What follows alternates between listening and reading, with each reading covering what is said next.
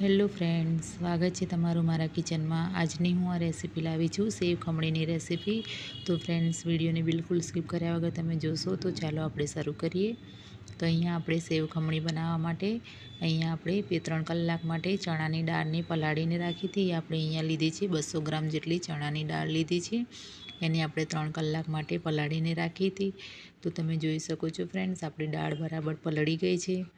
તો આપણે હવે એને એક મિક્સર જાર લેવાનું છે, એની અંદર આપણે બધી દાળ ઉમેરી દઈશું। એની અંદર આપણે આદુ, લસણ અને મરચાં લીધા છે, એ અંદર એડ કરી દઈશું। અને આપણે એક અડધું લીંબુ આપણે એની અંદર નીચોવી લેવાનું છે। એની અંદર આપણે થોડું પાણી એડ કરીશું અને સ્વાદ પ્રમાણે મીઠું પણ એડ કરી દઈશું। અને અડધી ચમચી જેટલી આપણે હળદર ઉમેરી દેવાની છે।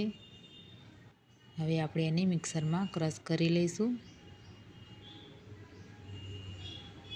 તો આપણે મિક્સરમાં આ રીતે ક્રશ કરી લીધું છે, તમે જોઈ શકો છો। આ રીતે આપણે એકદમ ઝીણું તૈયાર કરવાનું છે। આ રીતની આપણે પેસ્ટ તૈયાર કરી છે, તમે જોઈ શકો છો ફ્રેન્ડ્સ। આપણે એક વાસણમાં આપણે બહાર કાઢી લીધું છે। હવે એની અંદર આપણે અડધી ચમચી જેટલો બેકિંગ સોડા લેવાનો છે, તમે એનો પણ ઉપયોગ કરી શકો છો।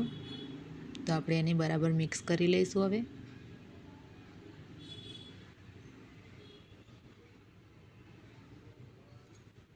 અહીંયા મેં એક મોળ લીધું છે, એની અંદર આપણે તેલ લગાવીને તૈયાર રાખ્યું હતું, એની અંદર આપણે બધું બેટર એડ કરી દઈશું। અને આપણે અહીંયા પાણી ગરમ કરવા મૂક્યું છે, તો આપણે એને અંદર મૂકી દઈશું અને ઉપર ઢાંકીને આપણે 10 મિનિટ માટે આપણે એને મૂકી દેવાનું છે। તો તમે જોઈ શકો છો, અહીંયા આપણા ઢોકળા તૈયાર થઈ ગયા છે। તો હવે આપણે ગેસ બંધ કરી દઈશું ને આપણે એને બહાર કાઢી લઈશું। ને આ રીતે આપણે ઠંડુ થાય પછી જ આપણે એને ચારે બાજુ આ રીતે નીકાળી લઈશું। એના આપણે ટુકડા કરી લેવાના છે। તો તમે જોઈ શકો છો, એકદમ સોફ્ટ આપણા ઢોકળા તૈયાર થયા છે। તો આપણે આને આ રીતે હાથથી એને બરાબર ચૂરો કરી લેવાનો છે। આ રીતે હાથથી જ ચૂરો કરીશું આપણે।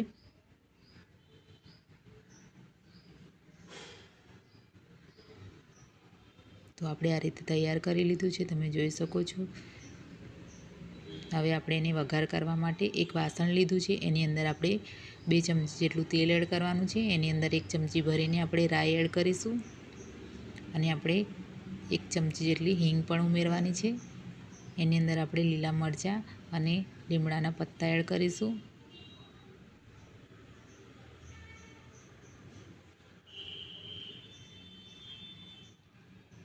અને એની અંદર થોડું જ પાણી આપણે ઉમેરવાનું છે, આપણે વધારે પાણી નથી ઉમેરવાનું।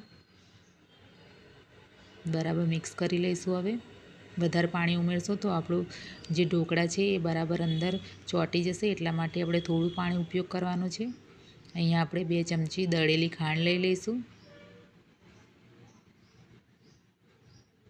બરાબર આપણે હવે મિક્સ કરી લઈશું।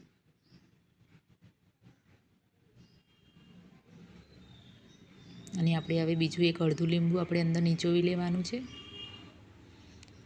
આપણે 1 લીંબુનો ઉપયોગ કર્યો છે, એને બરાબર મિક્સ કરી લઈશું। હવે આ રીતે કરવાથી સેવ ખમણીમાં એકદમ ખાટો મીઠો સ્વાદ તૈયાર થાય છે।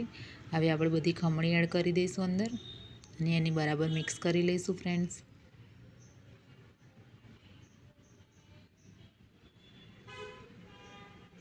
તો એકદમ છૂટી છૂટી એવી આપણી સેવ ખમણી તૈયાર છે, તમે જોઈ શકો છો।